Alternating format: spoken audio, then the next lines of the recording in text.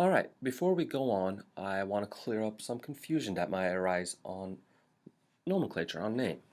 So, you'll see your book refers to our lineage as hominids.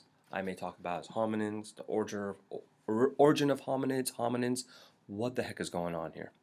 Well, it has to do with classification. So, hominid was the older way we classified, where humans and all our ancestors fell underneath. So, hominid today refer to humans and anything under our genus, Homo, all our ancestors. And this was okay, it was all fine and dandy until we started doing some DNA analysis and we saw that, you know what, we're actually very closely related to a lot more primates than we thought.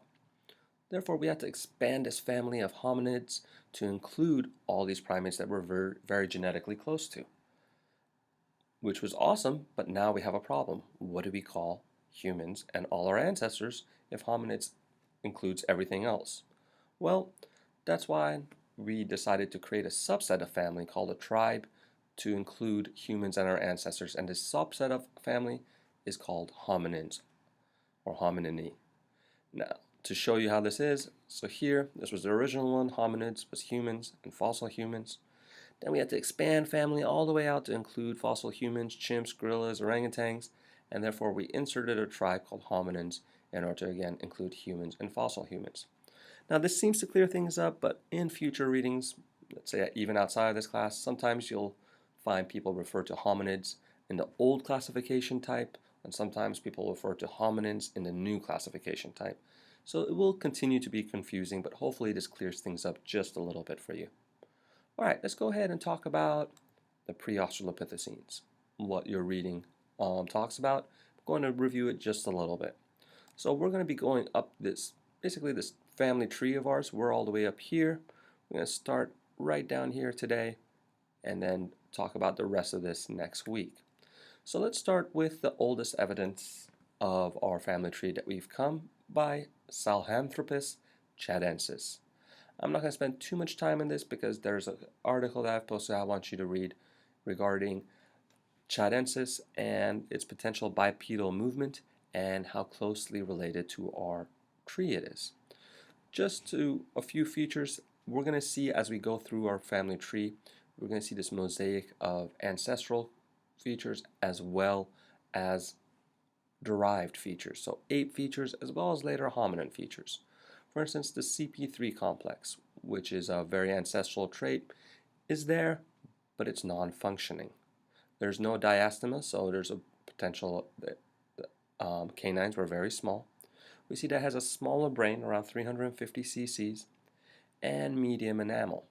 And there has been debate back and forth whether or not this individual was, or the species was bipedal, a debate that the paper that I've posted is trying to basically solve.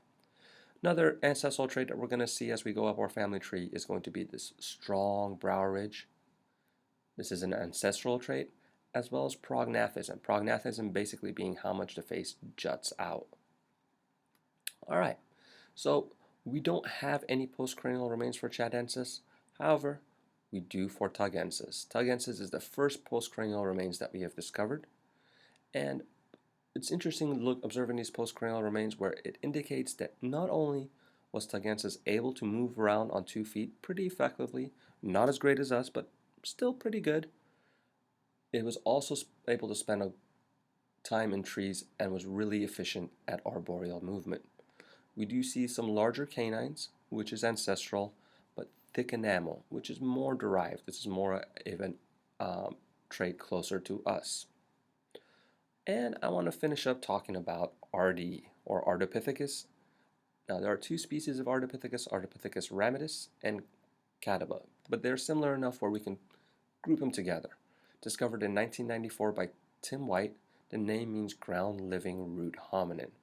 Now, I give you specific dates, but just know that it's between 4 to 6 million years ago RD was around. And again, we see some ancestral traits such as small cranial capacity, again around 350 to 400, some honing, as well as derived traits where these canines are very much reduced in size. Also, RD is adapted for life in trees as well as life on land. So same thing as we saw with tugensis, able to spend some time in trees, able to spend some time in land. One point I want to make about Ardipithecus is that this is our closest common ancestor to the chimp. A question I get asked as an anthropologist quite a bit, which makes me want to hit my head against the wall, is if we evolved from chimps, how come there are still chimps? You should really know by now that we did not evolve from chimps. We evolved from a common ancestor, and Ardipithecus is that common ancestor. All right, so finishing up, we talked about these points today, this week, observing Ardipithecus, Tchadensis, and Tagensis, and we'll start exploring the rest in the weeks to come. Have a good day, or night, or morning.